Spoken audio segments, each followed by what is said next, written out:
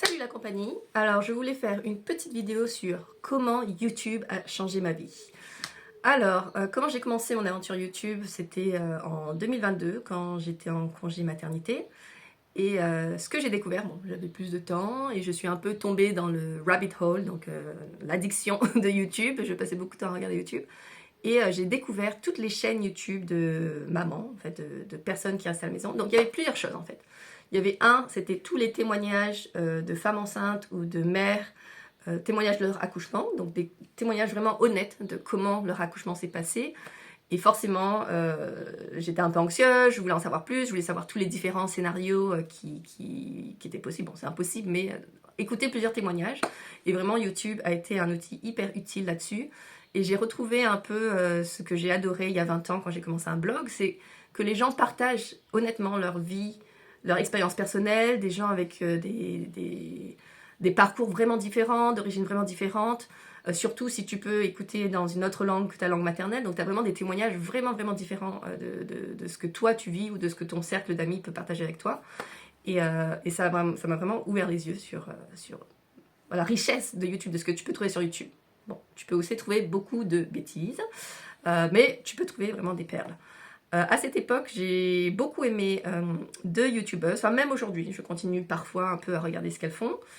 Une s'appelle Onijubu, elle est coréenne et elle a vraiment de très belles vidéos de vie simple à la maison, slow living, donc prendre le temps, cuisiner, des tips de nettoyage, c'est vraiment pas mal. Et l'autre, un peu l'opposé, That Practical Mom, donc c'est une mère américaine de 3 enfants je crois, mais quand je commençais à la suivre, elle avait que 2 enfants. Et donc elle, c'est vraiment plus trucs et astuces, garder la maison un peu clean, faire des jeux éducatifs avec les enfants, comment bien préparer les repas en avance, enfin plein de trucs vraiment pas mal, très utiles. Donc ça c'était au début, ce qui m'a beaucoup influencé sur YouTube, ce que j'adorais. Et donc l'année dernière, quand j'ai commencé mon année sabbatique, en tout cas ma pause dans ma carrière, j'ai retrouvé un peu l'envie de recommencer les vidéos YouTube. Alors j'hésitais entre recommencer mon blog écrit ou relancer ma chaîne YouTube. Et au final, c'est relancer ma chaîne YouTube qui m'a paru le plus sans effort, que je le faisais par curiosité, c'était sympa, ça me distrait. Et donc voilà, j'expérimente avec les YouTube Shorts aujourd'hui et je pense que après avoir fait 90 YouTube Shorts en 90 jours, je ferai une vidéo sur ce que j'ai appris et ce que j'en tire. Et au jour d'aujourd'hui, c'est une chaîne que j'ai découvert hier, qui m'inspire beaucoup. Donc c'est Maggie McCormack, une personne à laquelle je m'identifie parce qu'elle a plus de 40 ans. Elle est une life coach, moi j'aimerais devenir life coach. Et elle est aussi une new YouTubeuse et elle partage ça sur YouTube.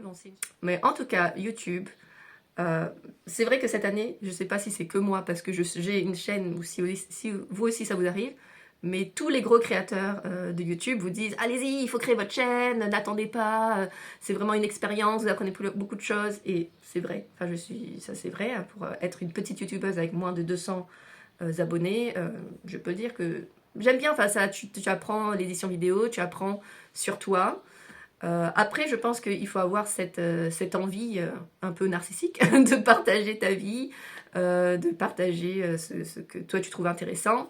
Mais je trouve que naturellement, ceux qui avaient un blog avant, ce serait une tendance naturelle d'aller vers YouTube aujourd'hui ou TikTok, bien sûr. Donc voilà comment YouTube a changé ma vie. Aujourd'hui, en année sabbatique, je m'appellerai, oui, je suis une YouTubeuse. Même si je ne gagne pas encore d'argent dessus, je vais essayer de manifester, de gagner 100 000 abonnés et d'un jour pouvoir monétiser cette chaîne. Mais en tout cas, tant que ça me fait plaisir de faire des vidéos et que je trouve que ça ne me demande pas beaucoup d'efforts, je continue.